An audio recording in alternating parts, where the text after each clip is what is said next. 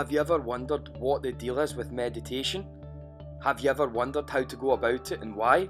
Well, in this short video, we'll address just that. First of all, here's some quick tips just off the bat. 85% less doctor's trips, 50% reduction in cravings, and a 40% increased healing power. Now that you've heard just some of the benefits, let's go a little deeper. This is Jonathan Haidt, a world-renowned positive psychologist and just all-round super cool guy. He's a very conservative man. He isn't into all that woo-woo, mythical, happy-clappy stuff. He's a true scientist, a man of real facts. This is an excerpt from one of his best-selling books, The Happiness Hypothesis. Suppose you read about a magic pill that you could take once a day to reduce anxiety and increase your contentment. Would you take it? Suppose further, this pill has some amazing side effects, all of them good: increased self-esteem, empathy and trust. It even improves memory. Suppose finally that the pill is all natural and costs absolutely nothing. Now would you take it? This pill exists. It is meditation. Science tells us that meditation is extraordinarily powerful. It decreases anger, depression and pain. It also increases immune function, sleep and overall well-being. Here are some specific reasons, in addition to those I just gave you, and why I think meditation rocks. 1. It strengthens our mind and shapes our brains. It's an amazing thing to consider. Every thought we have is rewiring our brain just subtly in one direction or the other. The number one thing we need to do to optimize our lives is to get more control of our consciousness. In other words, we want to develop the ability to put our precious thoughts where we need them to be.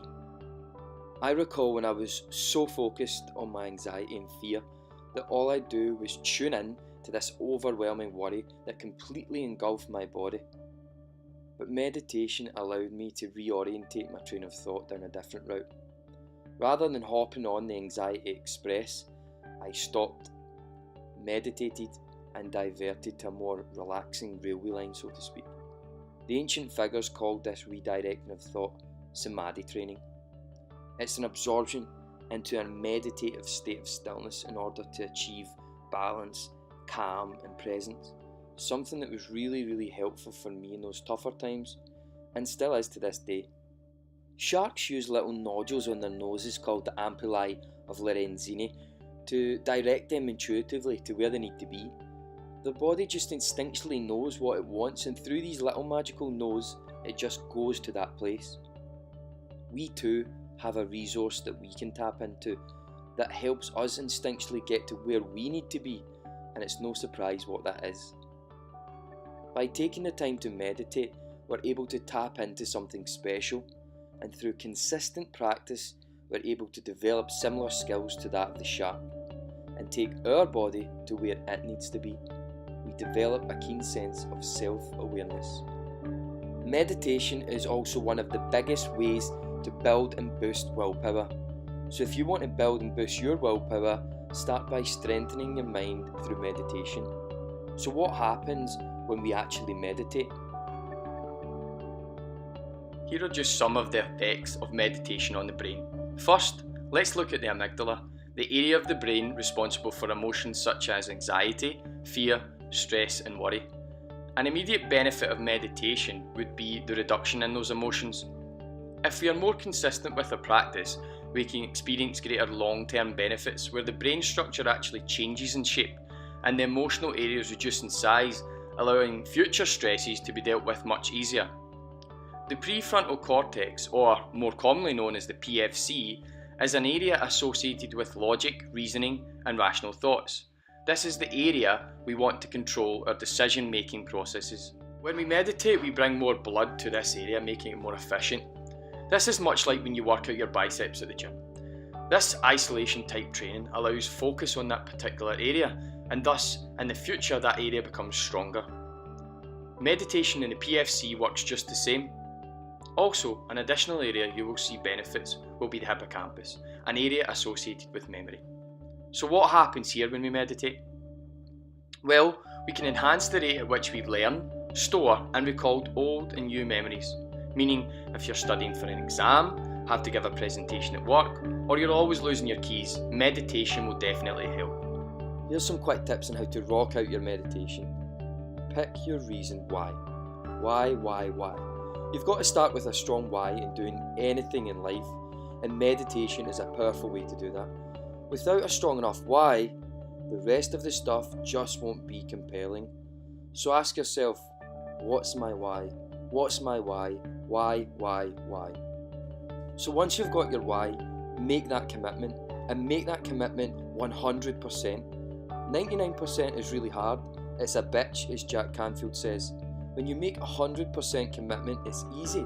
It's just non-negotiable. You just do it.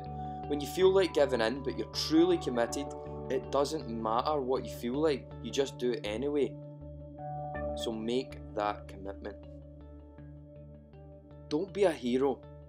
Most people start things all trumpets and flutes, and then they just sneak out the back door when it gets hard. Commit and keep on committing and committing.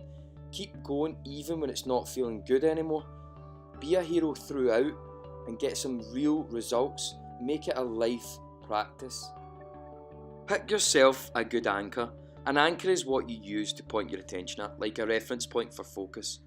You can pick a number of different ones, and you want to bring your mind back to that when your mind wanders, which it 100% will. You can focus on your breath, a mantra, count backwards like a stop clock in basketball, prayer, sub-vocalize, which is saying things quietly. Personally, I like to sub-vocalize and I like to focus on my breath. Sometimes I even elicit a strong image in my mind as my anchor, such as me being calm or the word calm itself. So give some of these a go and see what works for you. Oh well.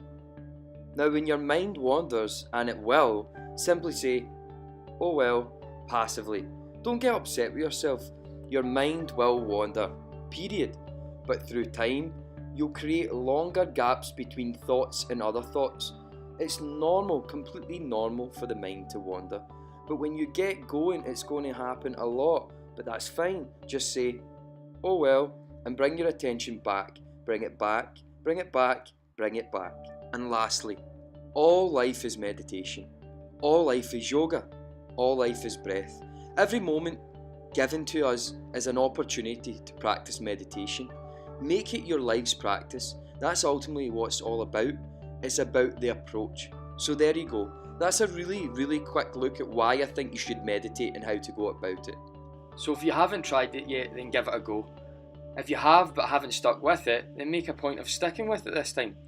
And if there's something else, some other reason holding you back from experiencing this amazing practice, like my friends will laugh at me or something like that, just put that aside for now and begin a new journey.